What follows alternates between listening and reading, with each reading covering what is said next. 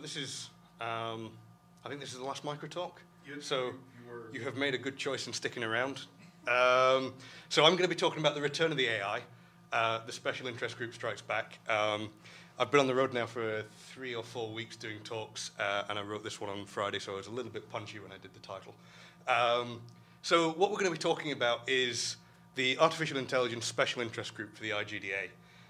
So I'm Luke Dicken, I'm the chair, the new chair of the group.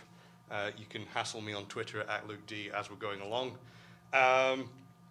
So first off, a little bit of history about the SIG.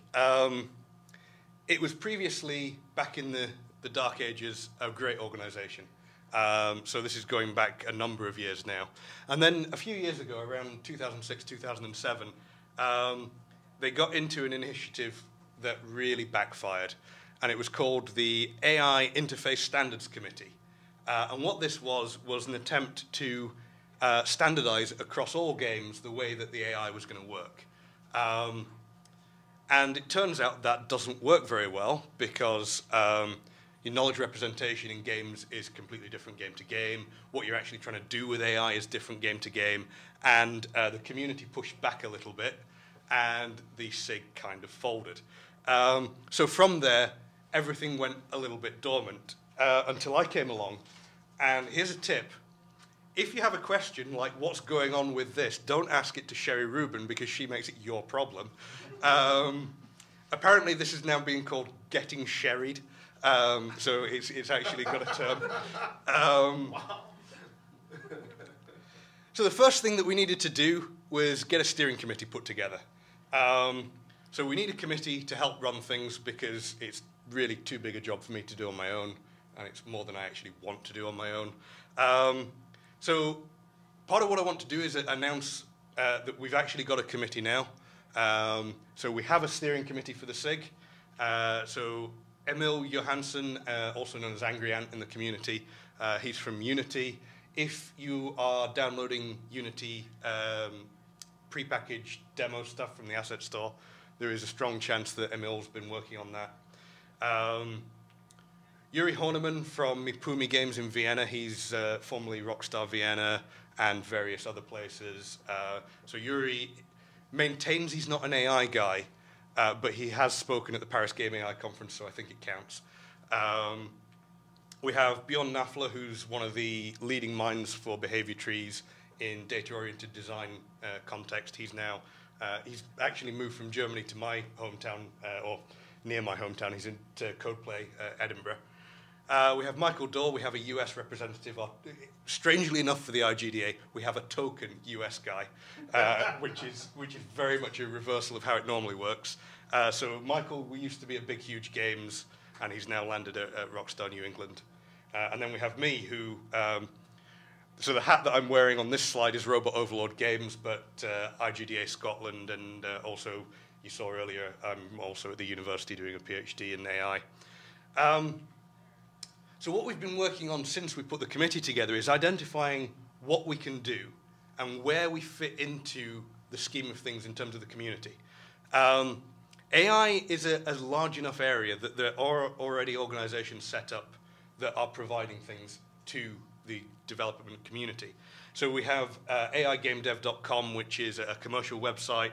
It's providing great resources, but it's also working on a premium model. And the thing with that is that a lot of it is aimed at AI developer engaging with AI developer, so it's not really as accessible as it could be. And then at the other end of the spectrum, we have the AI Game Programmers Guild, and this is kind of an elitist clique of people who've shipped as an AI developer.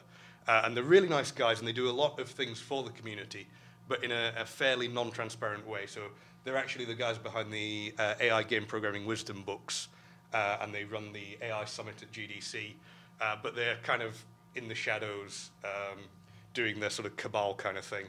But from the IGDA's perspective, just leaving it to those guys and saying, okay, well, that's it taken care of, that's crazy, because AI is important, and we should have a special interest group centered on AI.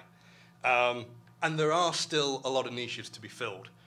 So what we're aiming to do is give free editorial agnostic resources that are aimed at non-experts. We want to do advocacy and outreach to non-programmers, Those of you who were just in my talk 10 minutes ago, that was sort of the start of what we were doing with that, where we're actually sort of reaching out and saying, this is what AI can do in your games. And then we're going to do events and have online discussions around these kinds of themes. So we've identified the role. So the third thing we need to do is begin doing stuff. And I should probably not double-click on this clicky thing. So events. So like I said, I've been out on the road now for 3 or 4 weeks doing what I've termed the Summer of Game AI Tour. I've been in Chile at IGDA Chile events. I've been in London. I've been in Brighton. I've been in Boston, and now I'm here. And next week I get to go home and sleep.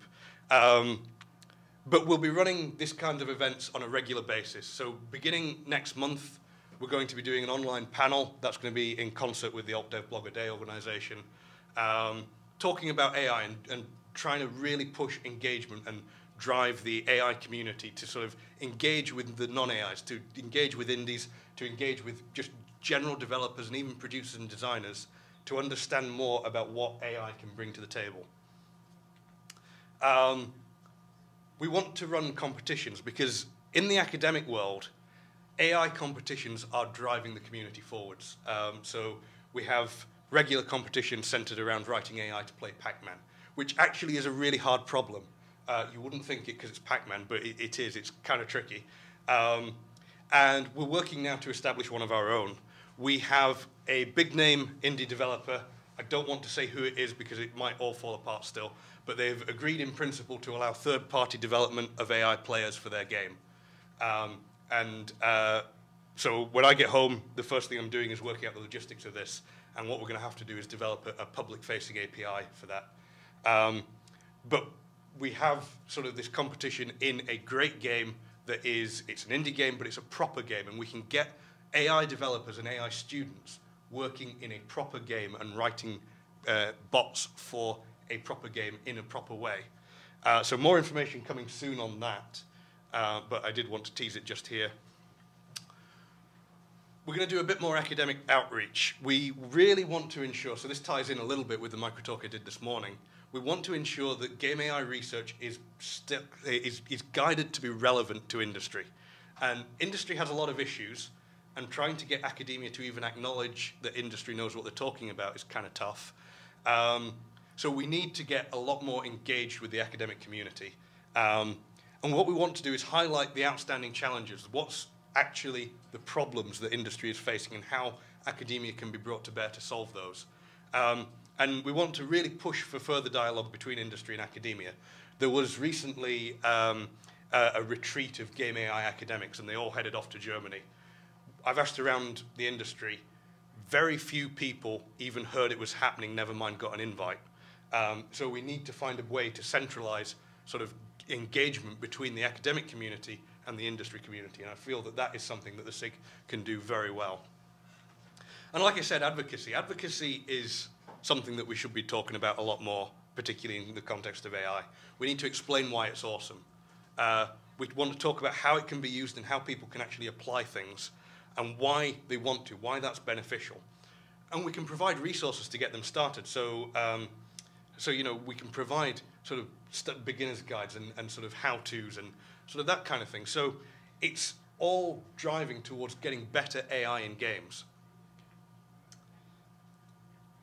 So to summarize, after a number of years, we have got an AI SIG again in the organization. We want to highlight how awesome AI can be in games, and we want to provide support for developers making that AI that's awesome. And now that we've got a committee, we can start doing more things, so expect to hear a lot more from us in the coming months, and hopefully we will be big enough that we can actually have a meeting at GDC, so I hope to see some of you there. And finally, my contact info again, you're probably getting fed up of seeing my contact info on the front of it. But also, IGDA_AI SIG on Twitter. That is the Twitter feed for the SIG. It had its first post on it yesterday. Woohoo. And we're at igda.org/AI. We're going to stay there, but the website will change dramatically because it's still part of the IGDA's main website, which everybody hates and is terrible to work with. We're going to fix that. We're going to do something new, and it will be there, so keep your eye on that, please. So thank you very much for your attention.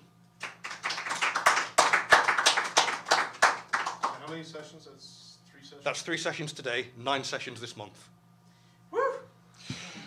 We've got a question that's very urgent at the back there. It's not, I'm just excited. Okay.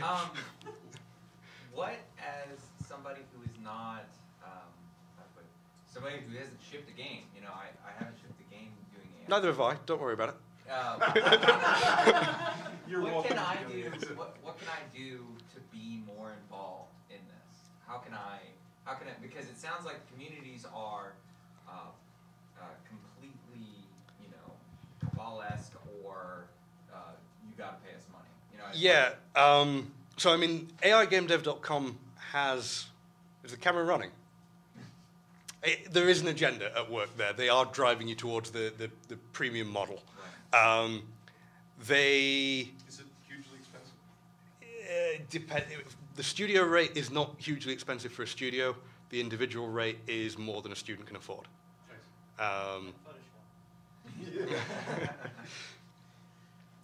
The way to get good at it, or to get access to it, is to speak at the conference, and then they give you it free for a year.